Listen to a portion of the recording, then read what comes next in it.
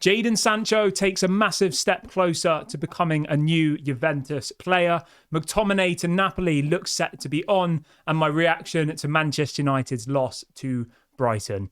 Before we get into that though, please do me one small favour. Smash a like on today's video. Let's try and see 1,000 likes on this episode. And if this is your first time watching, please do subscribe to the channel. We're very close to 40,000 subscribers. So make sure you get involved. Right. I'm going to start the show off by talking a little bit about the Brighton game. And I want to get you guys' opinions. How did you feel watching that game? I'm going to be honest, like the more that I've let the mood calm down since after the game finished, I'm just so disappointed. The most frustrating thing for me is, right, you go into a new season and the mood seems positive. People are happy with the transfer window. People are happy with the outgoings. People are happy. Do you know what I mean? Like the mood was great. And then one result and we're just back to how we all felt last season. It's just disappointing. That's the only word I can use. I'm just disappointed. I know everybody wants someone to blame. I know everyone wants to blame a player or a tactical decision or a substitution. I don't know. I don't think you can just pinpoint it on one particular thing. Erik ten Hag made mistakes. The players made a lot of mistakes. Maguire made a mistake for that first goal massively. The second goal, Diogo Dalot was completely out of position. Every single defender runs at the Brighton player and leaves the rest of the attackers open. We had 2 goals disallowed. You know, there was all these things that happened, and it's just disappointing because I have seen improvements in the last 2 games, and I think the easiest stat to kind of, answer this situation is like the shots on target. I remember last season we were getting like 20 shots on target against us every single game. I think against Fulham we had maybe 2 or 3, and against Brighton we had 5. So there's been some improvements in that department. I still think it's a little bit confusing what our setup is, what our formation is. I quite like the 2 false nines, but for me personally, I think it needs to be like Bruno Fernandes and Xerxes, or Mason Mount and Xerxes. Xerxes has to be on the pitch, or Højlund, or some sort of striker. I don't think we're in a position yet where we can play 2 false nines who aren't strikers. Do you know what I mean? Like, I know Man City won the league a few seasons ago doing that, didn't they? They had Gundogan as a false nine, and they didn't have a striker. It was before they had Haaland. But we're not in that position yet. We're still building. We're still growing. I know there's still loads of people out there who question the manager. That's obviously fine. I get it. I understand your frustration. My feeling is more just a feeling of disappointment. I'm not angry. I'm just sad. I'm annoyed. Like, we're 1-2 games into the season and people seem to have already lost faith in the team and some of these players, which is fine. I get it. After last season, you know, everyone expected a lot more this year. But what I will say is this: Brighton are a good side. We have to bounce back from this. We have to go and beat Liverpool next weekend. Like, that is an absolute must. We have to beat Liverpool next weekend. I'm expecting that. I don't care. There's going to be no excuses. We're at home. We've got no injuries. Erik ten Hag needs to coach that team to go and beat Liverpool next week. We drew with them last season at Old Trafford in our worst season in Premier League history. This year, we've got to beat them. We don't have an injury crisis. We've got new players in. You've got De Ligt. You've got Xerxes. Obviously, we should have Manuel Ugarte by then. There's no excuses. We have to go and beat Liverpool next week. And if that happens, the mood changes really quickly. It goes from where we feel now to very, very positive. So we just have to hold on to that. If we lose to Liverpool, if we lose badly, God knows what's going to happen. You know, like, obviously Erik ten Hag's just been given a new contract. I still back Erik ten Hag. The thing for me as well is there isn't anybody out there. Say Erik ten Hag was to get sacked this season, right? We may as well address it because I know some people want that to happen. Some people are thinking about it. You know, all the pundits seem to think that he's going to be sacked before Christmas. That's fine. I get it. I get their reasonings. But if Erik ten Hag was to be sacked, right, I don't know who would replace him. I'm not convinced by this whole thing that Ruud van Nistelrooy is good enough to be the Manchester United manager just because he played for Manchester United. Like, I think Ruud van Nistelrooy is good enough to be an assistant manager or a coach, definitely. We've already tried the whole, like, ex-player becoming a manager thing. We had that with Ole Gunnar Solskjaer. And let's be honest, the mood was good, the vibes were good, but we didn't win a single trophy. Not one in 3 or 4 years. 0 trophies. So I'm not really into this whole, if Erik ten Hag gets sacked, then it doesn't matter because we've got Ruud van Nistelrooy. Like, I don't really buy into that, to be honest. I think the most obvious option would be someone like Nagelsmann, but apparently he is not going to leave the German national team until after the World Cup, which is in 2026. So the only other person really out there is Thomas Tuchel.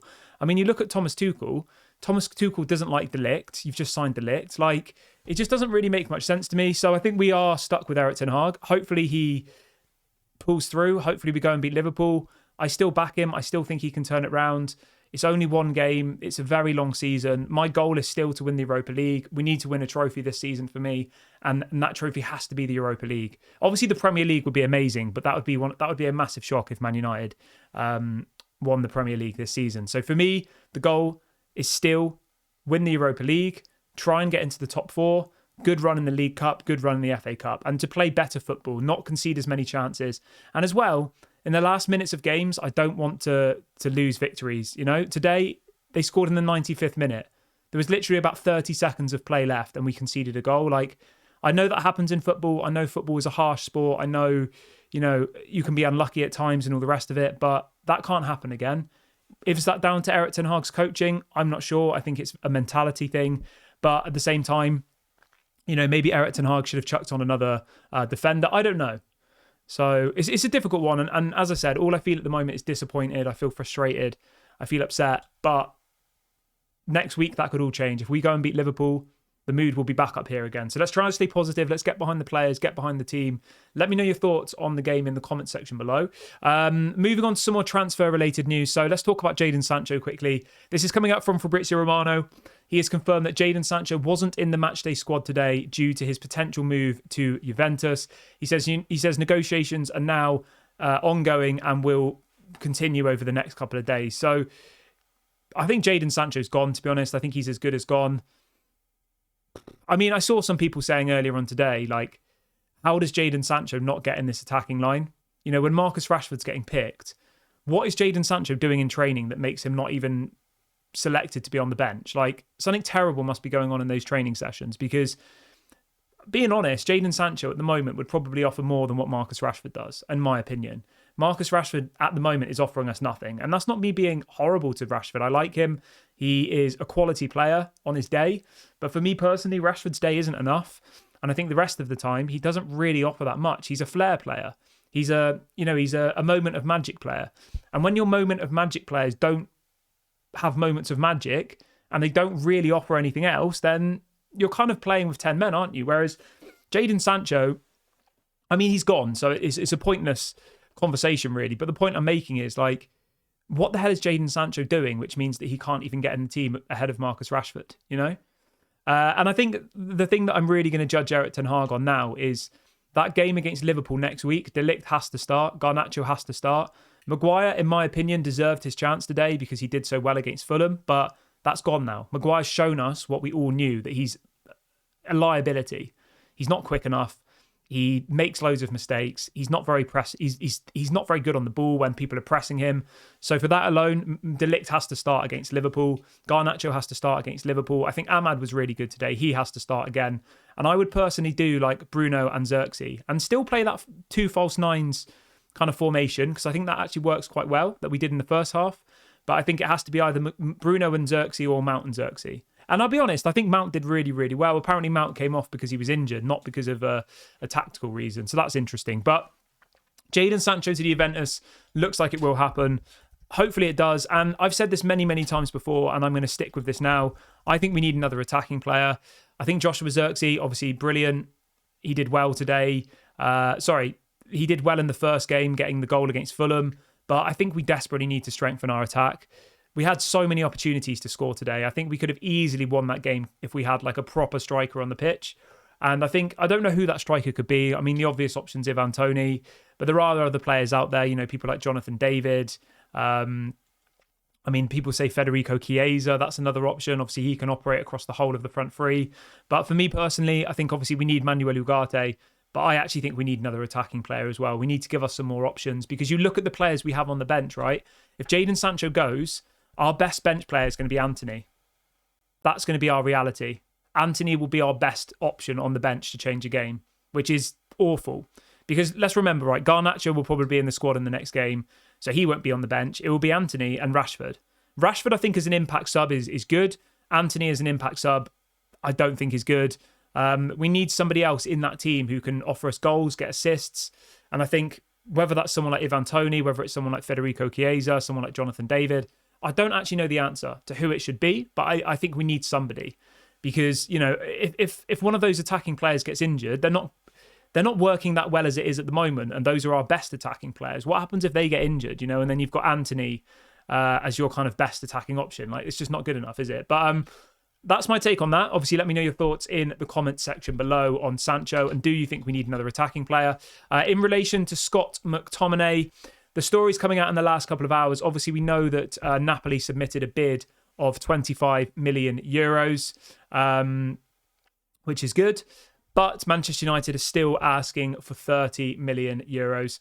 There is an understanding now, this is being widely reported from mainly Italian sources, saying that apparently Napoli will come back in with a second offer, and they will get closer to Manchester United's valuation of 30 million euros. So the end of this transfer window could end up being a good one.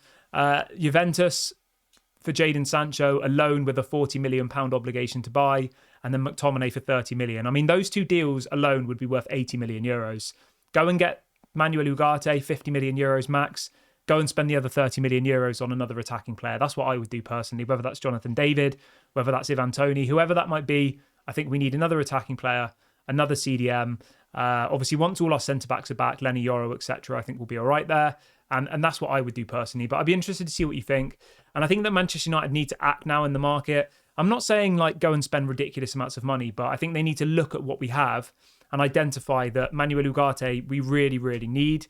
I think Casemiro is pretty average again. But yeah, we'll wait and see how the next kind of weeks of the window go. But thank you very much for watching. I'll be back at 8:30 tomorrow morning as usual. Hope you all are feeling okay. Try and not let the football get you down, because it's a long season. There's going to be loads of ups and downs. I know we're all feeling disappointed, but you know, let's stick together, let's stay united, and let's hope that Manchester United can, you know, at least have some sort of a decent season. You know, we've won trophies in the last 2 years. Let's try and win a trophy this season.